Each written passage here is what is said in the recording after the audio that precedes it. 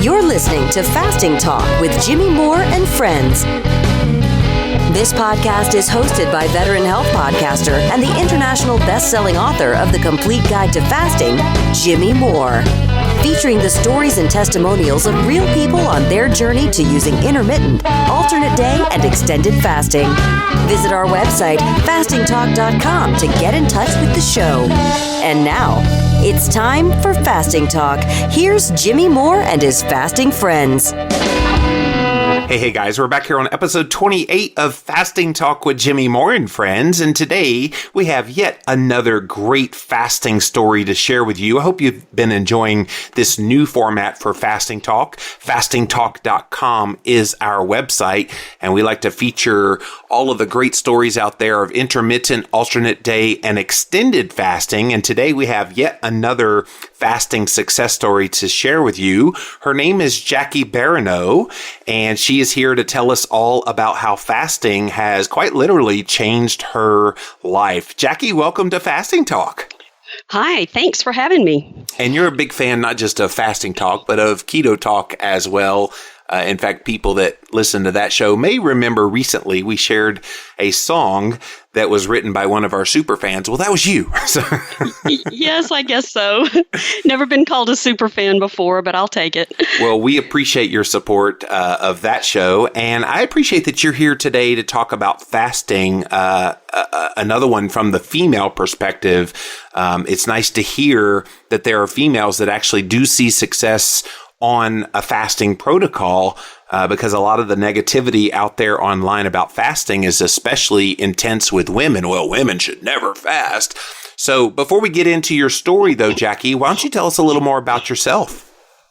Okay, well, I live in Florida. I've been eating low-carb ketogenic since 2013 when, of all things, my Lyme disease doctor suggested it, yes. Which none of my diabetes doctors or anybody else out of 20 years of having diabetes ever suggested that I cut the carbs. Wow. And he just said, if you cut the carbs, you'll drop weight like crazy and your blood sugar will come under control, because my sugars were they were just crazy. My A1C was 9.7 and I was on over 400 units of insulin a day. Wow. And still, like every meal having to take 50, 60, 70 units of fast acting. And then it was just crazy. And it just really wouldn't. Crazy. Yeah, still having readings over 200 almost all the time. And he suggested that. And my husband and I had traveled down there to see him. That was in Tampa. And all the way home, I basically cried because I was like, give up carbs? What? I don't know about this. I cried. I just bawled. And then I started looking at, it was Dr. Bernstein's book that I first read, Richard Bernstein, yes. The Diabetes Solution, and reading the reviews on Amazon and seeing story after story after story of people that were able to cut their insulin down and start losing weight. I started going from bawling my eyes out to, maybe I should this could work. Think about this. Exactly. So that's how it all got started a few years ago. Well, that's cool. So you started on keto, and I assume once you went keto, a lot of the weight came off and the blood sugar came down. Can you tell us some of the results you got just from keto? Oh, it was crazy. I mean, really, within like 1 month, my A1C dropped down to 5.8. From 9.7 to 5.8? From 9.7 to 5.8 in Wowzers. 1 month. It was unbelievable.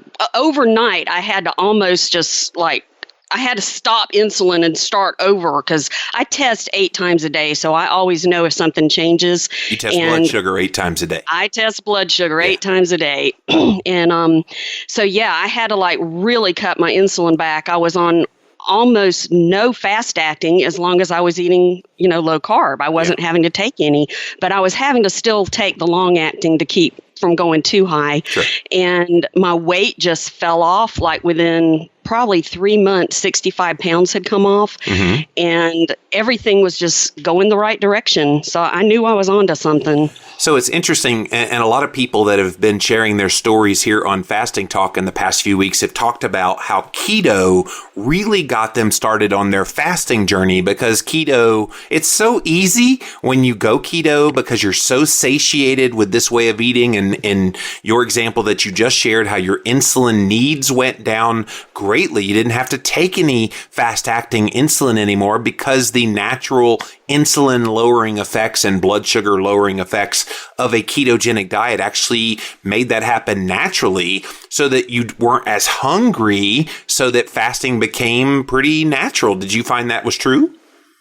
Yeah, it was. It was quite a while later before I tried fasting officially. Organized, but yeah, but I had, already started like just naturally skipping meals because I wasn't hungry and that kind of thing. So yeah, and I think sometimes we fall into the trap, especially type 2 diabetics are told, oh, you need to eat often to keep your blood sugar under control. You don't want to get too hypo. And so was that ever a concern of yours at any point during this process, or did you just kind of latch on to, you know what, I'm going to eat when I'm hungry and don't eat when I'm not hungry? Oh, I realized I had found something that was golden, and I pretty much forgot everything I had ever been taught other than to test myself and see what's doing what. And I realized that was the way to go. And I did have some hypos, I have to admit. I had to learn how to adjust my insulin. There were times I would be upset.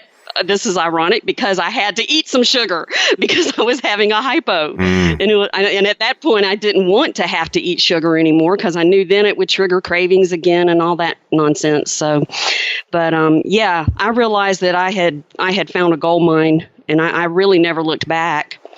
Well, good for you. And I'm really happy to hear that you did this naturally. Are you still taking any insulin with your keto/intermittent fasting? Are you still taking any insulin at all? Yes, I am. It's down to about, usually less than 50 units a day of the long acting. Sometimes, it just depends. Stress happens, or if I have a bad night of sleep, because I do have a lot of medical conditions. And so every now and then, I even still have to take fast acting every now and then. Had to have a cortisone shot one day, and okay, there goes my sugar again. So I have to keep it around. But darn hormones. I know, it's just crazy. It's really been a progression for me, having to peel away the layers of what was causing what. And the fasting, though, that's what helped, I believe, get to this point. It took me to the next level with it. So when did you actually start fasting? It was last fall. Okay. Last fall, I gave it a try. It was shortly after the book came out, and everybody was talking about fasting. So I was like, well, let me see what I can do. And I went gung-ho right off the bat and tried a 3-day fast. Good for you. How'd that go? I thought my sugar, it was weird because I kind of started feeling euphoric almost, like really energy and everything. By what time in the fast? Day 2.5. 2.5, yes. Yeah. You got past the hell day. Late in the day. Exactly. But my blood sugar, though, kept going higher. It even went over 200. And I'm like, what is going on? Yes. I'm not eating a thing. I was getting so frustrated. I mean, it's like, I'm doing everything. You know what that was, right? And yes, and now I know, because I had contacted you, and you had said, listen to this week's Keto Talk, because Dr. Nelly answered a question from another lady that kind of had the same thing. And sure enough, that's what it was. He had talked about the hormone amylin, which many diabetics are also deficient in, because it's another pancreatic hormone produced by the beta cells. And there's a synthetic of it called Insulin, which is an injection. But I went and asked my doctor, and she almost was like, the slap in your forehead. Should have had a V8 or whatever. She's like, why didn't I think about this for you? She's supportive of me doing the low carb keto and everything, but she doesn't teach it or promote it. Right. But she knows I'm doing it, and she has seen what it's done for me. So she's been very, very happy and very willing to work with me to let me try things that I think she knows that getting off of the insulin is going to ultimately be what will finally allow the rest of my weight to come off. Because after that first 65 pounds or so, I've kind of been stuck for a long time. Yeah. And So she let me try Insulin, and within 10 days, 19 pounds fell off. It was unbelievable. And I was able to reduce my insulin even more at that point. And then, since then, I could try fasting and my blood sugar wouldn't go up as high. So that was key for me, was finding that other missing hormone. Thank you, Dr. Nellie. Well, Jackie, I love hearing your story because it's going to encourage people to talk to their doctors about the other F word, as I like to call it, fasting, because it's unfortunate that there's such a negative stigma attached to that word that even doctors, and even ketogenic is a stigma to doctors too. But if we're living proof that this is powerful in changing our health for the better, how can they ignore it? It was crazy. I went to my doctor, the diabetes doctor that's all for this, and every appointment she had been wanting me to get on a statin. And so I was all ready for this statin argument. My cholesterol wasn't really high or anything, but she knows that I'm not. It was, I can't remember, 220 or something like that. It wasn't crazy high, but when you have diabetes, they want it 160 or it's unbelievable. And the visit after I had started that fasting back last fall, I went in and she started up with the cholesterol. Are you on a statin? And I was like, no. And she said, are you sure no other doctors put you on a statin? I said, no. I said, why? And then, because she was persistent about it. And she said, because your LDL dropped from the 150s down to 92 in the past 3 months. Oh, wow. And she said, you basically proved us all wrong. She said, I've never seen that happen without somebody being on a statin. That's awesome. So, yeah, it was great. I walked out of that appointment grinning from ear to ear. So. And I'm sure your inflammatory markers like C-reactive protein probably also saw a commensurate improvement, right? Oh, they really have. When I was first tested, my C-reactive protein was something like 2.7, I think, before I started. Which is decent. It's not horrible, but it could be better. Yeah, they had flagged it as high, and now it's 0.6 or 0.6. That's really good. Anything under 1 is extraordinarily good. Yeah, and I've had a lot of inflammation because of the Lyme disease, and I've got a lot of other health things going on too. But so for that to go that low was very good for me. And I think, isn't the SED rate the other inflammatory marker? Well, there's a lot of inflammatory markers, homocysteine, IGF-1, there's all kind of ones. But SED rate would be amongst that. It was 120 or something like that, and now it's 11. Whoa. So that came way down. That's significant. And that's without anti-inflammatories. I mean, I had been taking those forever. You took some anti-inflammatories. You went keto and you fasted. Yeah. And you fasted. Fasting is also an anti-inflammatory. And this kind doesn't cause stomach aches. and no medication, exactly. No side effects included. So... Well, let's get back to your fasting story, because you did this 3-day fast just to see how you did. And by day 2.5, you had the euphoric feeling. So once that 3 days was over, did you go, okay, that wasn't so bad, I want to do that again? I didn't right away because I had the problem with the blood sugar and I wasn't sure what was causing it. So it took me a little while. Once I got through with, getting all that straight, getting on the Insulin, then I tried a 3-day again and did fine. And so after that, I basically started a routine of the intermittent, every day, maybe definitely not eating 3 meals, sometimes 1, sometimes 2. Sometimes I would fast for 24 hours. 36 is really easy for me because you just eat supper one night and then don't eat the next day, then eat breakfast the third, that one's kind of one of my favorites. Yeah. But I have found since then that if I plan on a 3-day, which what seems to work for me is Sunday night after supper to Wednesday night would be my plan. And then by the end of that 3rd day, I start seeing my blood sugars in the 70s and 80s, and and at that point, I'm not even taking insulin, not even the long acting.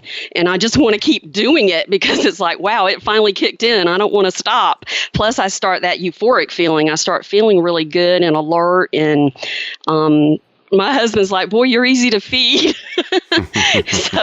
And I've made it work by having things like the bone broth while he eats supper. Yes. So we're still in our usual routine and I don't really feel left out or anything. I thought it would be a whole lot harder than it is. It's really easy.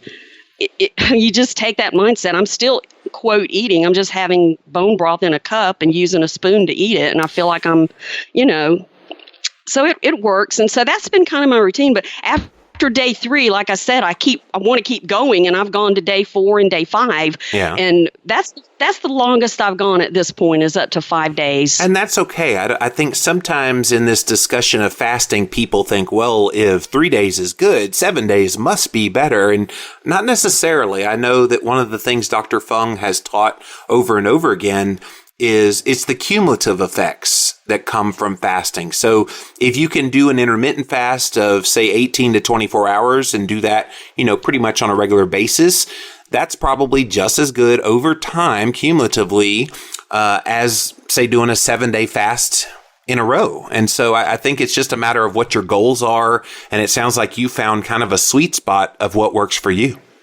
Yeah, I have. And just watching what my blood sugars do. And even after I end a fast for several days, I'll notice lower blood sugars even when I start eating again.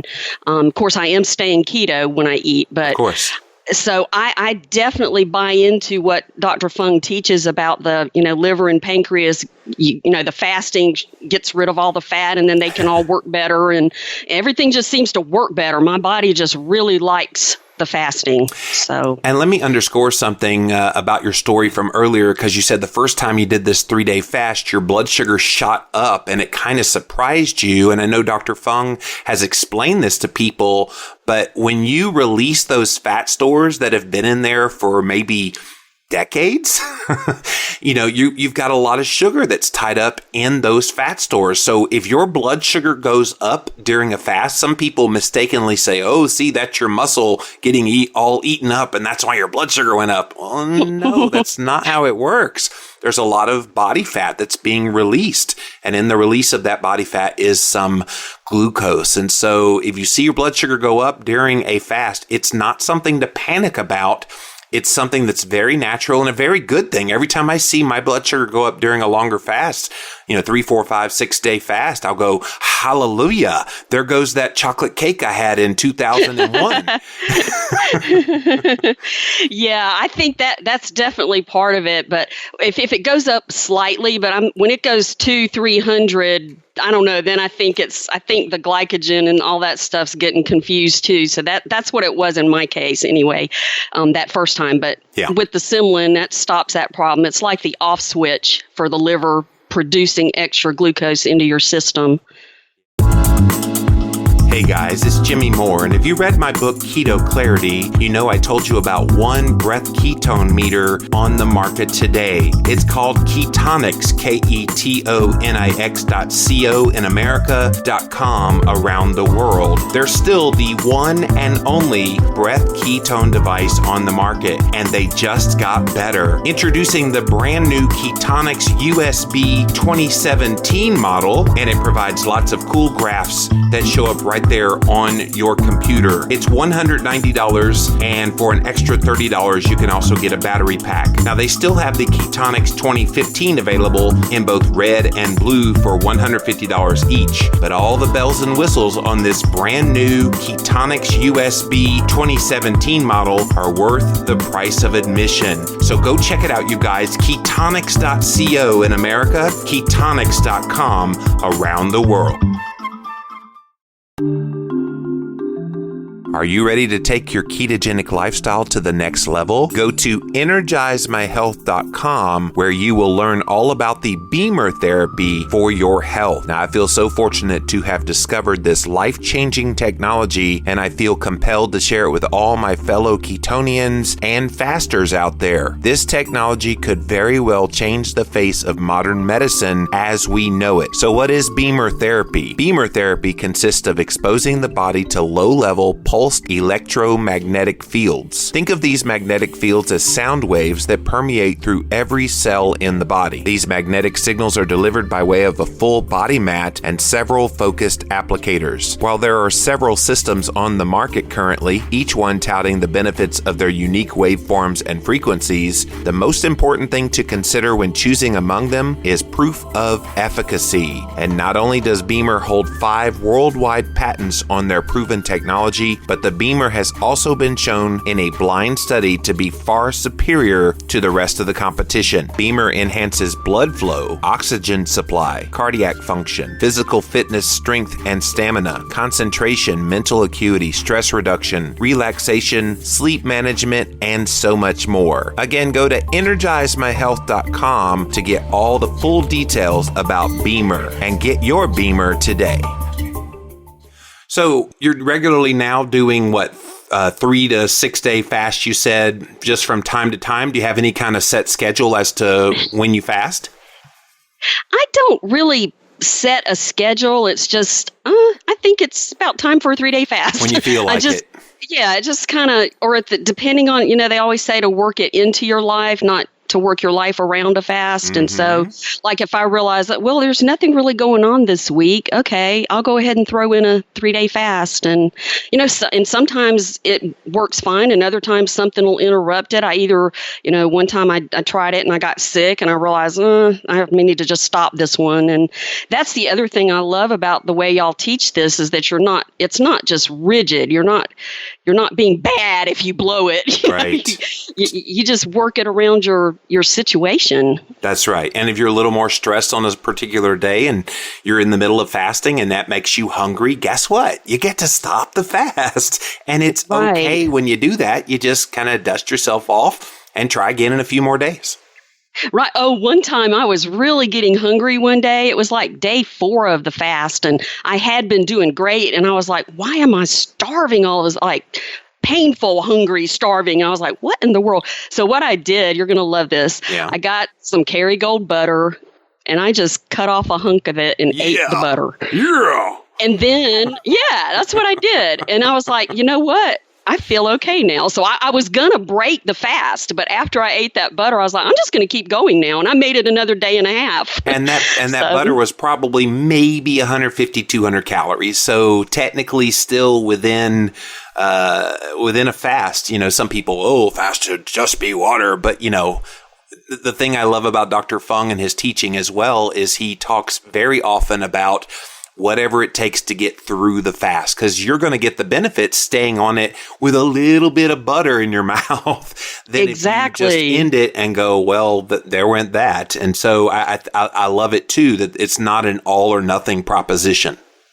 Right. And that surprised me, though, that I guess I must have had a craving for it, or I might have needed some fat. I don't know, but that settled everything down. Well, and if you're going to eat something during a fast, I think fat is probably as innocuous a food that you could eat if you're eating just pure fat, because there's no carbohydrate that would spike any blood sugar or insulin. Protein, there would be no gluconeogenesis. Pretty much if you're just having a tiny bit of fat to kind of zap some hunger, that's about as best as you can do. Yeah, that's what I figured. You figured right. I did. So talk to the lady, because, and I'm very glad that you're here today, because you are representing a faction of the audience that I know is out there in huge amounts, and that's the insulin-resistant female. So, Jackie, you are representing all of those lovely ladies out there today, and guys too, because there's a lot of us as well that deal with pretty significant insulin resistance. Give some encouragement to them about why they need to start fasting if they're not already.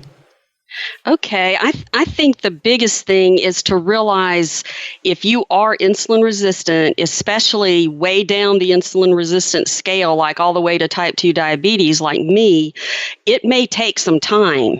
It's not going to be an overnight thing. For me, it's been years of just, figuring out what works, adding this, adding that, adding the fasting broke me through to the next level. Oh, by the way, and more weight's come off now. I've dropped 105 pounds total. So that the fasting did Congrats. that. And yeah, thanks. And it just takes time to break that insulin resistance. And I've heard Dr. Nally say sometimes 18 months or longer. And my husband, he just barely was insulin resistant, but it does run in his family. And he just did low carb, like plain low carb, and dropped 40 pounds, no high blood sugar anymore, just perfect. And I'm like, you make me sick. But I hate you.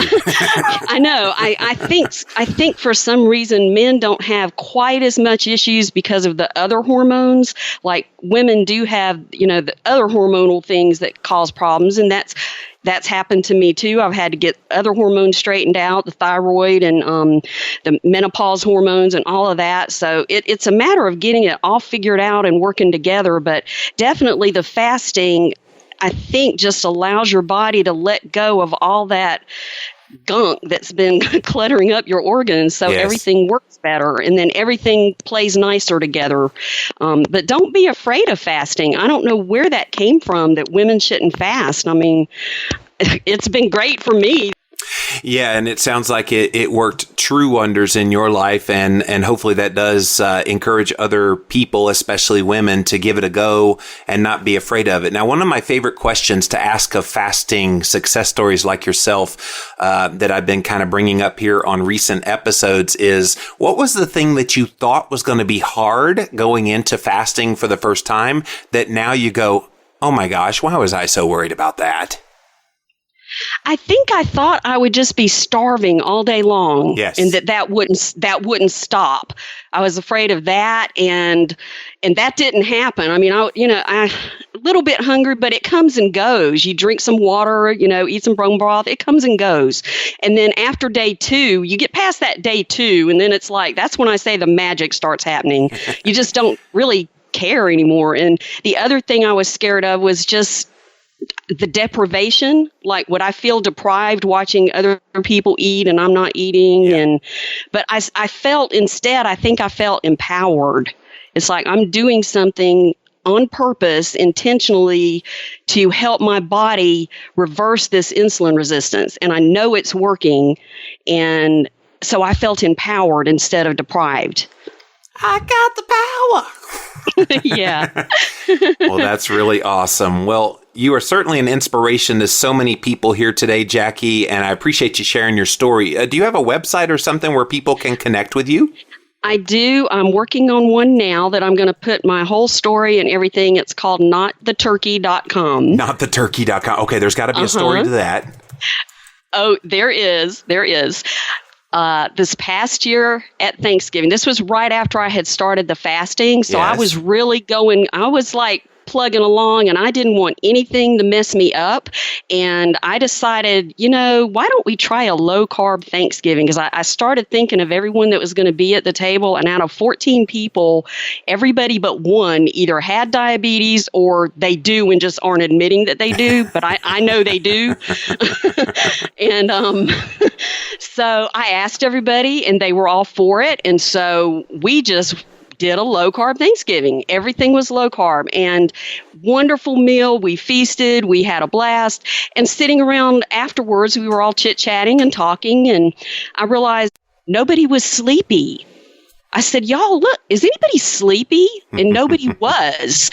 And I said, you know what? It's because we ate low carb. It's because we didn't eat all those carbs. That's what's making everybody sleepy. Well, every time I tell this story, whoever I'm talking to, if they're not a low carb person, will say, oh, yeah, it's all that turkey we eat. I said, no, it's not the turkey. So that's where I'm coming from. And it's going to be my site is going to be kind of to educate people about all this and share my personal story of how I've gone through the weeds to get to where I am, and, finish my journey out and teach people. Because I think there's so many people that have insulin resistance that don't even know it, won't admit it. I have a friend that I'm positive does, and I just I'm like passionate to get other people to understand this. I see it so clearly now.